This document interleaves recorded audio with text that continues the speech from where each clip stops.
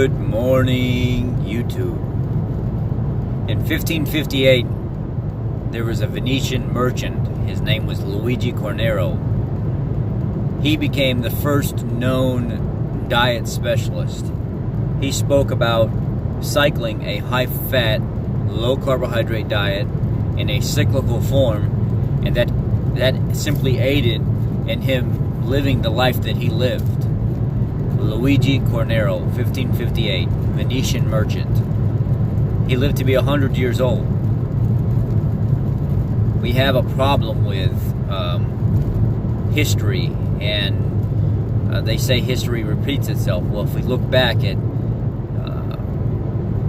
the 1920 with ketogenics getting created, and then we go back to 1856 with William Banting using a ketogenic style diet to heal his hearing and other illness he had. And we go back to 1797 with John Rollo and his diabetic stories of a diabetic, and bump forward a little bit, the appendix, or the letter of correspondence that came from William Banting that he wrote because of the healing effect that it had on his life overall, which went viral, and it sold virally back then. We can go back even further to 1558 with Luigi Cornaro that spoke about adding a high-fat, low-carbohydrate diet into his regimen and cycling it, and it simply made him thrive. So we've had the history here. We've had the history for a long time, but we choose to push it off. And a lot of us think that we understand the history of ketogenics, and it goes to 1920, and it was used for epilepsy. It's not true. It goes back hundreds and hundreds of years before that. And it's just, what are you going to do about making yourself the most knowledgeable? Knowledge is power, and there's something to that. If we can go back 500 years to somebody that's speaking about a low-carbohydrate diet, high-fat, low-carbohydrate diet, and making them thrive, why is this so new to us? Why all of a sudden do we act like this is brand new information, like, oh my God, you're trying to kill us with this high-fat diet? It's been around for a long, long, long time.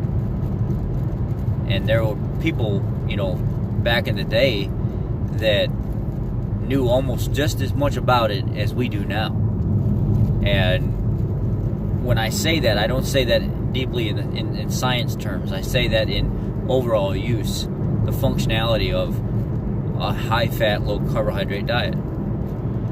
I often get people that are still trying to reinvent the wheel. A gentleman not too long ago was arguing with me about how being on a ketogenic diet reduces your thyroid function because it's reducing the sugar in your body, and I wanted to just go crawl up somewhere and just hide and just get away from society in general because of how uneducated and how ignorant people sound sometimes. And this is on another ketogenic group, and the creator of the group would not stop the guy from saying it. And I said, do you understand? You have to understand what ketogenics is before you start preaching it to people. Your body naturally, if it doesn't get enough glucose through its food, creates just enough glucose to keep its organs functioning in a healthy manner.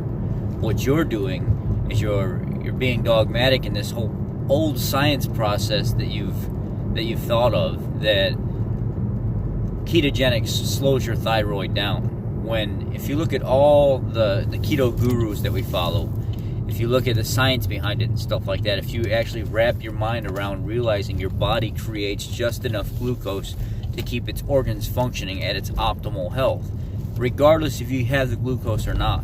If you have too much in your system, you can actually cause things to start becoming fatty and damaged. So when we realize that our body is a master machine at creating exactly what it needs in the absence of nutrients, because that's how we were created. Glucose, cholesterol, hormone functions, any kind of repairing and stuff that needs to be done. Regardless if you have food or not, your body finds a way to fix it. So why would somebody be dogmatic and demonize a ketogenic diet that they're currently on because they simply just don't understand the science behind it. They don't understand that ketogenics does not slow down your thyroid. It doesn't damage your thyroid. You get plenty of sugar and carbohydrates through your diet to help your body create enough glucose. If probably doesn't even have to create glucose in that aspect, to feed your organs enough glucose to let it run properly. And I had spoke up about it, and I kind of told the guy, I said, hey, do you know you're saying the exact opposite of that all these people, Dr. Eric Westman, Dr. Jason Fung, Dr. Feeney, Dr. Volek, Ted Neiman, Dr. Zarowski, all these doctors, Dr. Stanley Lang, Dr. Berry, Dr. Berg, Dr. Benjamin Bikeman, these doctors that Dr.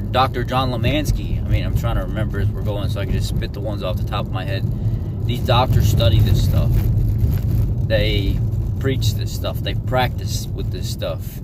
They don't see the reduction in thyroid health at all. Yet, these are the doctors we put our information, our time and stuff in, and we have one lone soul out there trying to use old science still and tear it apart and say, no, that's not healthy. That's not how it works. Yes, it is. That is how it works. So, where the breakdown here happens, I don't know. I don't get it. I don't understand why people are still oblivious to this.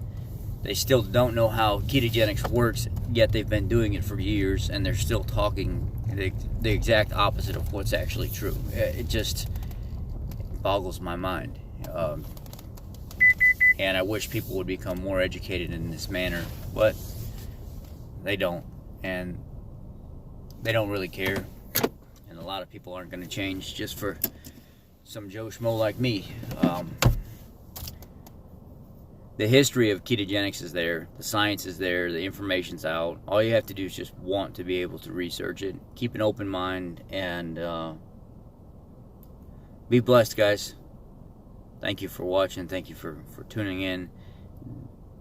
Dig into the history of ketogenics. It's not just about the science, it's about the history and where it's come from as well. Take care, guys. Have a blessed day.